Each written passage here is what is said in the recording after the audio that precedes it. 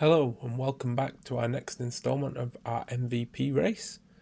As now all divisions have reached the halfway point, we're starting to see some real indicators on who might be the top performers going into the second half of the season.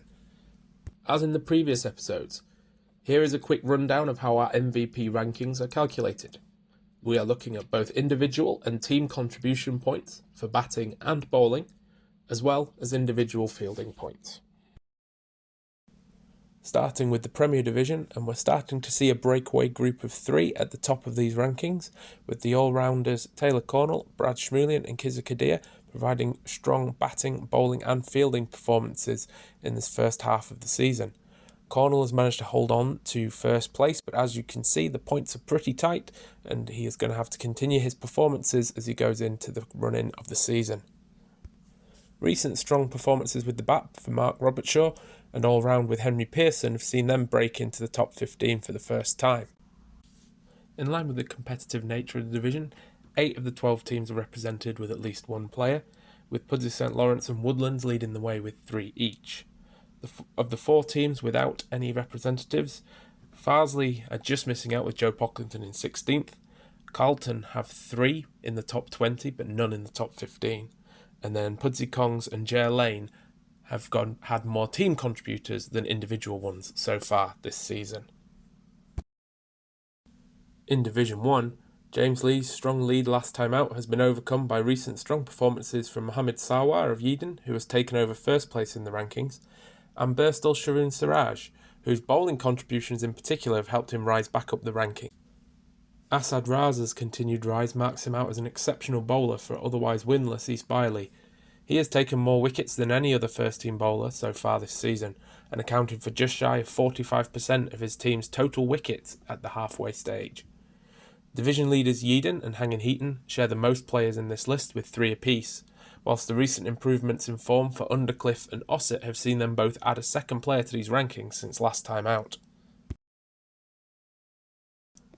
Division 2 is next, and after threatening to do so in the last video, Sam Thewlis has finally broken into the top 2 after Shoaib Iqbal and Ibra Yunus had dominated those spots in the first 3 episodes of this series.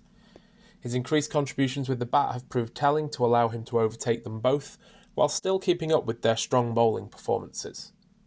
Perhaps surprisingly, the team with the most representatives in this rankings is 7th placed Altofts with 3, whilst all 4 of the top 4 teams in the division, Great Preston, Bowling Old Lane, Hunslet Nelson and Keighley, all have 2 representatives each. Whilst Great Preston have maintained their lead at the top of the table, the fact that they have dropped from 4 players in the top 15 last time out to just 2 may hint that the title race remains very much on, and their rivals may be starting to get into form as we move into the business end of the season. Into Division 3, and what was a very closely fought contest last time out, has started to see a breakaway by the in-form Patrick Forrest of Renthorpe, likely helped by his 105 fought, including a hat-trick last week against bottom-side Brighouse. His teammate Alfie Holden has also risen to 2nd place in the rankings this time out, perhaps leading to Renthorpe fans hoping for a similar rise up the table from their current spot in 7th. League leaders Adwalton have 3 representatives in the top 15, along with their nearest rivals in Scholes, even with key player Greg Keywood dropping from 1st to 4th in the latest rankings. Whilst the top 2 in the league may have broken away a little from the chasing pack, Forrest's breakthrough this time out should give many of the players in the competitive chasing pack behind him plenty of hope that they may be able to reel him in and push for top spot next time out. Finally, we turn to looking at the MVP rankings for all the divisions combined, and we can see that whilst Taylor Cornell holds the number 1 spot, there are 3 all-rounders snapping at his heels, all within 2 points of his current score.